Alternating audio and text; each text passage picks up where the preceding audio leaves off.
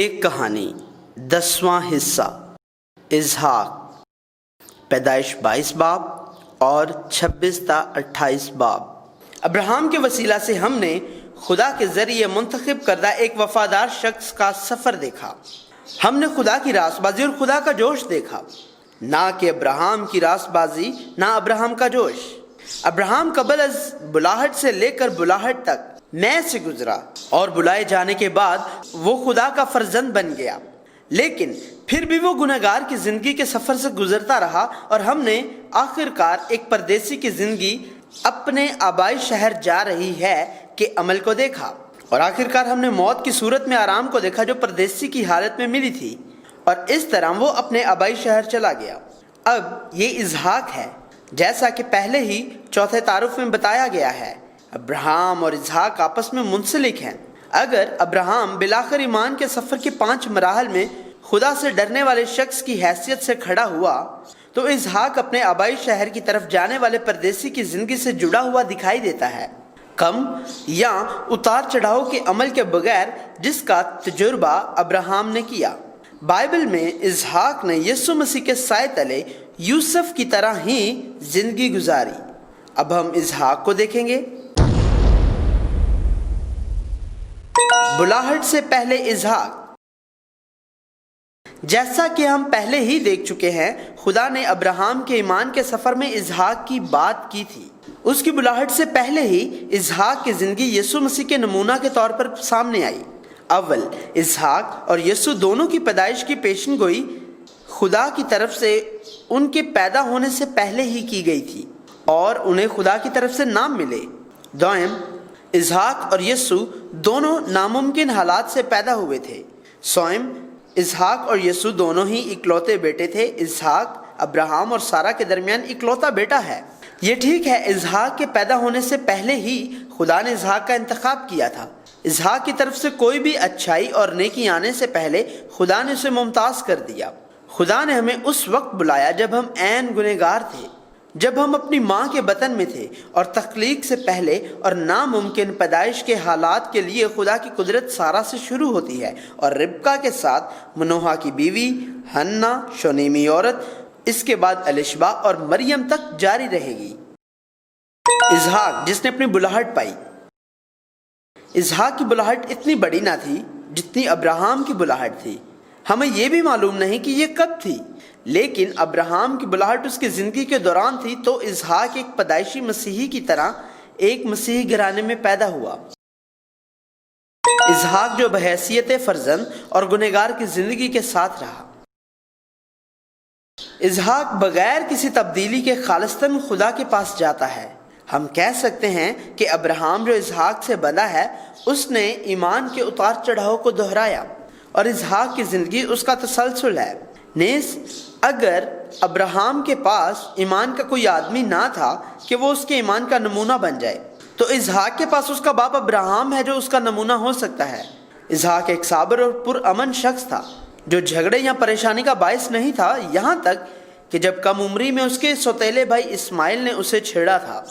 یہ اسحاق کے ذریعے تخلیق کردہ کوئی کردار نہیں، بلکہ خدا کا ایک کردار ہے۔ وہ یسوع مسیح کی زندگی کے ایک حصے کے طور پر ظاہر کیا جائے گا۔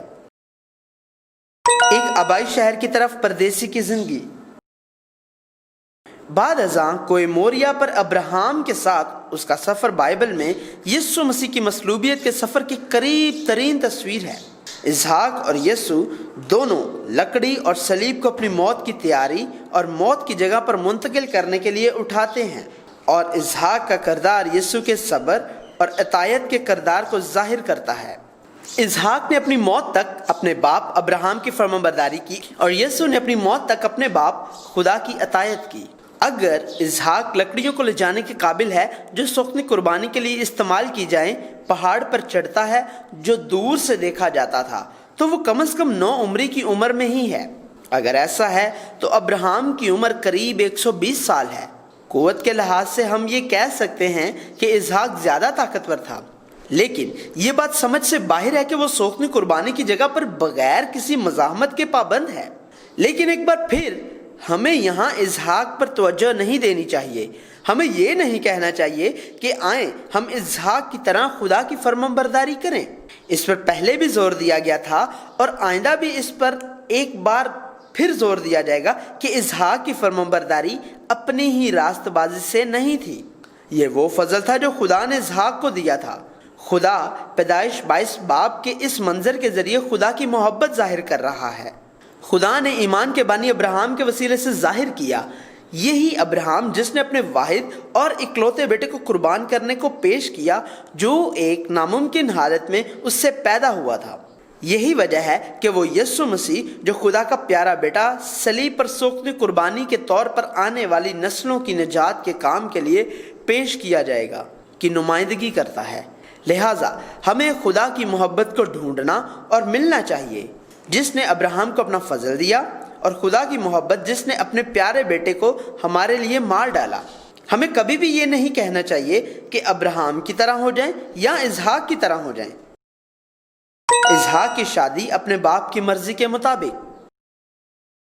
چونکہ اسحاق 40 سال کا تھا جب اس نے ربکا کو اپنی بیوی کے طور پر لیا. ہو سکتا ہے کہ کوئی اس سے پیار کرتا ہو یا کوئی ایسا شخص ہو جو اس سے شادی کرنا چاہتا ہو.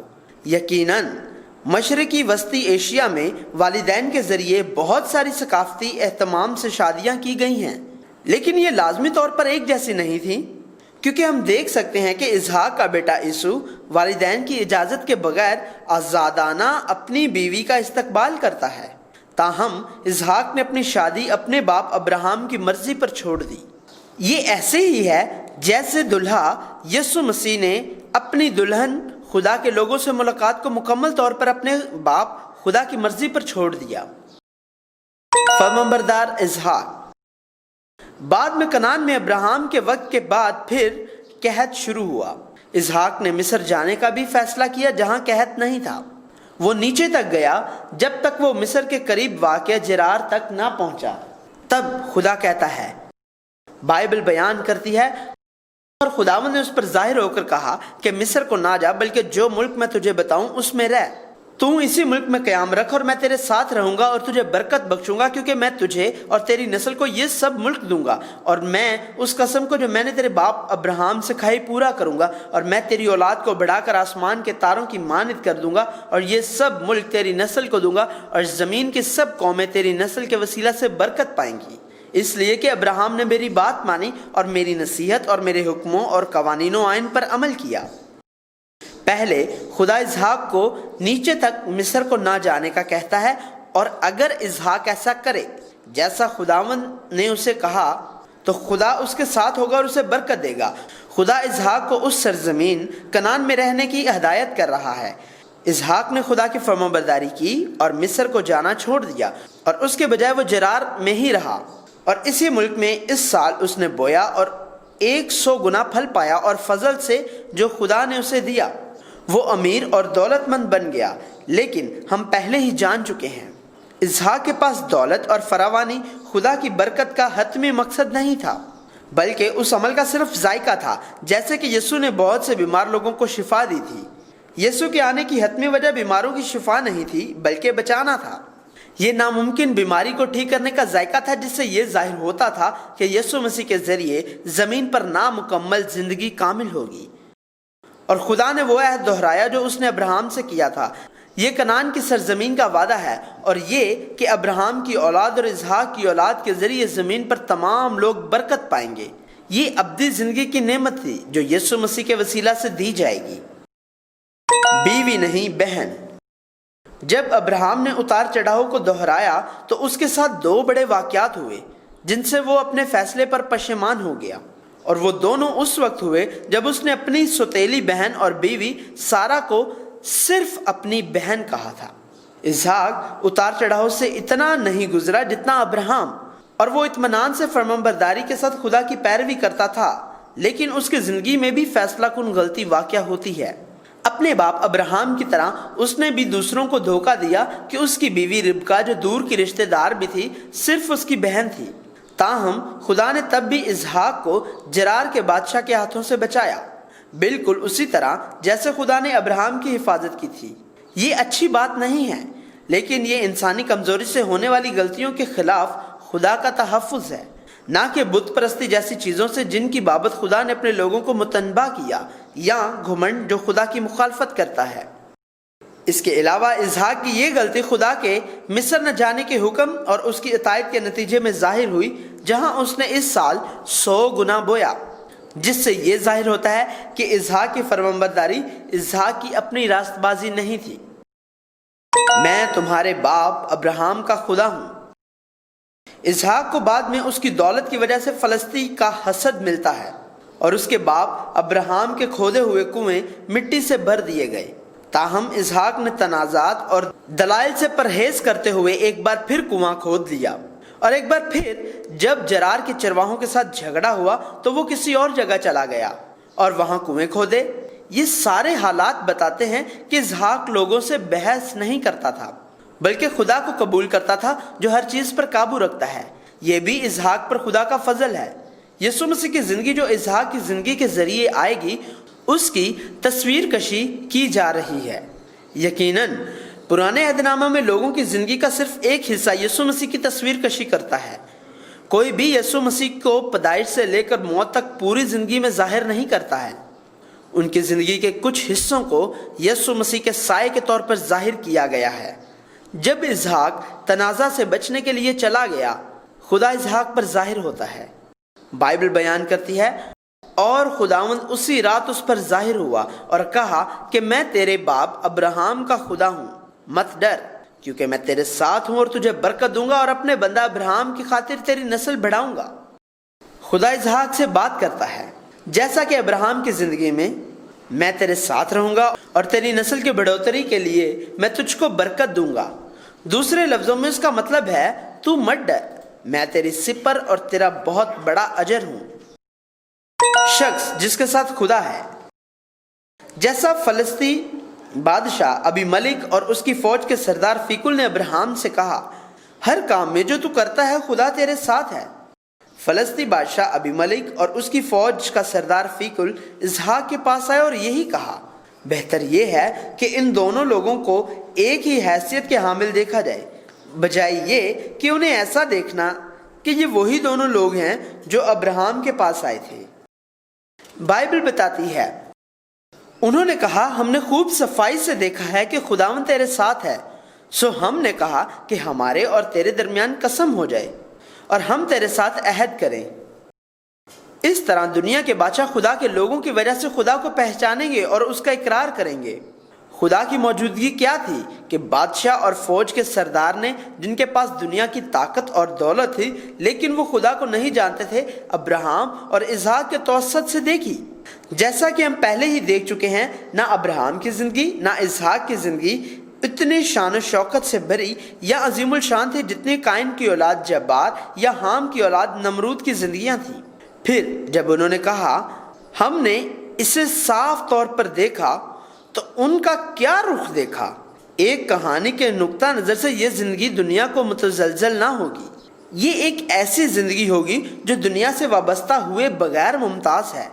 بادشاہ اور فوج کے سردار نے جس فرق کو دیکھا، وہ شاید اس دنیا میں ان کی زندگی تھی، جنہوں نے دنیاوی چیزوں کی پیروی نہیں کی، بلکہ آہستہ آہستہ اتار چڑھاؤ کے دوران خدا کی طرف چلتے زندگی بسر کی۔